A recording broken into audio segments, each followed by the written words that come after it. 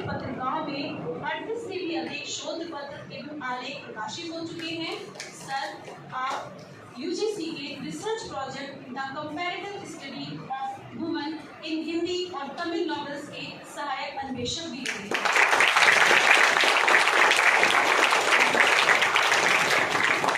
Sir, आप कई शैक्षणिक निकायों के सदस्य भी हैं, जैसे कि गांधी हिंदुस्तानी सभा नई दिल्ली, नागरी लिपि परिषद नई दिल्ली, राष्ट्र हिंदी परिषद मेरठ इत्यादि। सर, विश्वविद्यालय की शैक्षणिक सांस्कृतिक कार्यक्रमों में और गतिविधियों में भी सदैव सक्रिय रहते हैं।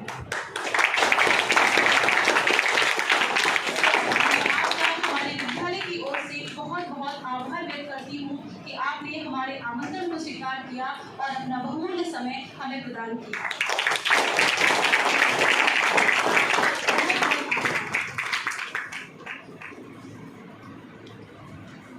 अब मैं हमारे मुख्य अतिथि जी से निवेदन करती हूँ कि मंच पर आएं और हमारे छात्रों के मार्गदर्शन। श्री फैसल नफीस साहब, मंच पर आसीन डॉक्टर नसीम अहमद, जो मैं सौभाग्यशाली हूँ, मेरे छात्र भी रहे, और दूसरे जो मंच पर आसीन हैं वो भी मेरे वार्ड रहे, मगर अब मेरे पड़ोसी हैं, पड़ोसी काफ़ी ज़्यादा होता है। डॉक्टर तनवीर साहब, सभागार में उपस्थित शिक्षक बंधुओं और जो संचालिका हैं, उन्होंने मेरे बारे में बहुत सारी बातें की हैं। वो भी मेरी ही शिष्या रही है। पीएचडी तो नहीं किया है, मगर पीएचडी ही समझ लीजिए। मेरे परम मित्र आशिक अली साहब की शोधार्थी हैं और मेरी एमए की विद्यार्थी भी हैं। और जितने भी यहाँ पर विद्यार्थी बैठे हैं, उन सभी को कुछ पलों में मैं कुछ बातें करना चाहता हूँ। मैं लंबी व्याख्या और लंबी भाषण करने में यकीन नहीं करता, बल्कि कुछ सूत्र रूप में कुछ नई जानकारियाँ, है ना, आपको भाषण से अगर मिलती है किसी की। मैं टीचर के एक नैतिक दायित्व ये समझता हूँ कि क्लास में वो इंस्पायर भी करे या कहीं एक लेक्चर दे या भाषण करे तो कुछ नई जानकारियाँ भी दे या उनको प्रेरणा भी दे, प्रेरित करे। आज मुझे यहाँ पर फैसल नफीस साहब ने बुलाया है, मैं उनका हृदय से आभार प्रकट करता हूँ कि उन्होंने मुझे ये अवसर दिया कि यहाँ मुख्य अतिथि के रूप में। और मैं माफ़ी भी चाहता हूँ, क्षमा चाहता हूँ, मुझे कल आना था। कल भी मैं कार्यक्रम में था, जो विश्वविद्यालय का कार्यक्रम है, उसमें पीवीसी महोदय थे, उसमें मुझे विशेष आमंत्रित के रूप में बुलाया गया था। तो इसलिए मैं क्षमा चाहता हूँ, मुझे कल ही आना था आपके बीच में, मगर कार्यक्रम देर तक चला तो फैसल नफीस साहब ने फ़ोन किया कि आप अब कल आइए। तो इन्हीं शब्दों के साथ मैं आभार प्रकट करते हुए यहाँ पर जो प्रतियोगिताएं हुई हैं, आप सबको मैं तो बड़े गर्व से कहता हूँ कहीं भी किसी मंच पर कि मैं भारतीय मुस्लिम हूँ और हिंदी का प्रवक्ता हूँ, हिंदी का प्राध्यापक हूँ। मुझे गर्व है कि मैं हिंदी का प्राध्यापक हूँ। और आप ये जो कहते हैं ना, हिंदीहीन भावना और हिंदी में रहकर हम लोग अजीब तरह की स्थिति पा रहे हैं, वजह ये नहीं है, बल्कि इच्छा शक्ति होनी चाहिए आदमी के पास। जब सरकार की इच्छा शक्ति बनी तो उसने $8 लाख पर ईयर जमा करने का निश्चय किया और देखिए हिंदी को वो दर्जा मिला जो हम 73 साल से डिमांड कर रहे थे। अरबों रुपया विश्व हिंदी सम्मेलन पर खर्च कर रही है सरकार, मगर जब संयुक्त राष्ट्र महासभा में जमा करने, सहयोग राशि जमा करने का नंबर आता था, बोल लो, मैंने बताया कि वो इतनी राजनीति होती है ना, हिंदी के नाम पर राजनीति भी बहुत होती है, हिंदी हिंदी हिंदी। और दक्षिण में इसका जो है विरोध हो रहा है। दक्षिण में विरोध नहीं हो रहा, बल्कि नीति का विरोध हो रहा है। जब किसी को ये अंदाजा हो जाए कि आप हमारी भाषा को समाप्त कर देंगे या आप हमारे धर्म को समाप्त कर देंगे या हमारे अस्तित्व को समाप्त कर देंगे, तभी आप वो जो है तो आपके विरुद्ध खड़ा हो जाता है।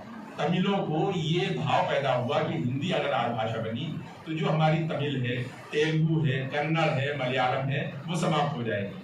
तो वो अपनी अस्मिता के लिए जो तमिल है एकदम उग्र हो गए, है ना। और उग्रता, इतनी उग्रता हुई कि तमाम आगजनी हुई, ये हुआ वो हुआ पूरे तमिलनाडु में। और उसके बाद सन 1965 में एक अध्यादेश आया, आपको पता ही होगा, जो भाषाएं हैं अब उसमें हिंदी में भी उसका कार्य होगा, जैसे और भाषाओं में भी होता था, हिंदी में भी होगा। तो ये सबसे बड़ी उपलब्धि हमारे देश के लिए गौरव की बात है कि इस साल संयुक्त राष्ट्र महासभा में हिंदी को भी दर्जा प्राप्त हुआ है। देखिए, ये वो चीज़ें हैं कि मैं यहाँ पर गांधी जी को याद करता हूँ, और गांधी जी को याद इसलिए करता हूँ कि गांधी जी गुजराती होते हुए भी उन्होंने हिंदी को सीखा और स्वाधीनता का पूरा आंदोलन, माफ कीजिएगा, वो हिंदुस्तानी में लड़ा गया। अब हम भी यहाँ भी हम संकुचित मानसिकता का परिचय देते हैं, क्योंकि मैं अब्दुल अलीम की हैसियत से नहीं बोल रहा, एक हिंदी वक्ता की हैसियत से, हिंदी टीचर की हैसियत से, हिंदी अध्येता की हैसियत से, कि जो इनकलाब जिंदाबाद वो किस जबान पर था, है ना। अब यहाँ पर हम जिसे आंदोलन को भाषा में सीमित कर देते हैं, है ना। किसी भी भाषा में एक आंदोलन था, स्वाधीनता आंदोलन, वहां पर जो भाषा विकसित हो रही थी, जो गांधी जी का सपना था। गांधी जी का क्या सपना था? हिंदी हिंदुस्तानी का सपना था, जो साकार नहीं हो पाया। मैंने बताया कि हम राष्ट्रपिता कहते हैं, उनके जितने भी जिसे विचार हैं हम उनको साकार नहीं करते। मैंने बताया कि हम गांधी का चश्मा तो लगाते हैं, हम हर जगह गांधी के इत्तेफाक से कहीं ना कहीं गांधी का यहाँ भी कहीं ना कहीं वो लगा होगा फोटो राष्ट्रपिता का, कहीं ना कहीं लगा होगा, या प्राचार्य के कमरे में लगा होगा, प्रधानाचार्य के कमरे में लगा होगा, चीफ जस्टिस के कमरे में लगा होगा, है ना, राष्ट्रपति जी के कमरे में ऑफिस में लगा होगा। तो हम गांधी को, मैंने बताया कि हम फोटो तक तो सीमित रहते हैं, फोटो तक सीमित से मुराद ये कि उसका चश्मा तो पहन रहे हैं गांधी का, इसलिए हम गांधी को नकार नहीं सकते, मगर गांधी की जो अंदर की जिसे रोशनी थी, जिसे वो हम उसको प्राप्त नहीं कर रहे हैं। गांधी जी का तो सपना था कि हिंदी हिंदुस्तानी में हो, और वो जो आप बता रहे हैं पूरे देश की राजभाषा बने। अभी देश की राजभाषा नहीं बनी है हिंदी, है राजभाषा है। और राजभाषा में भी आपको पता होना चाहिए कि जो आर्टिकल है 343 में, पहले ये था कि सारे कार्य हिंदी में होंगे, और उसमें भी 4 दर्जे बने हुए हैं, 4 भाग में बटा हुआ है, काका का बटा हुआ है। मैं उसमें जाना नहीं चाहता बच्चों को। सब प्रोफेसर मोहम्मद अलीम साहब, डॉक्टर नसीम साहब, डॉक्टर तनवीर,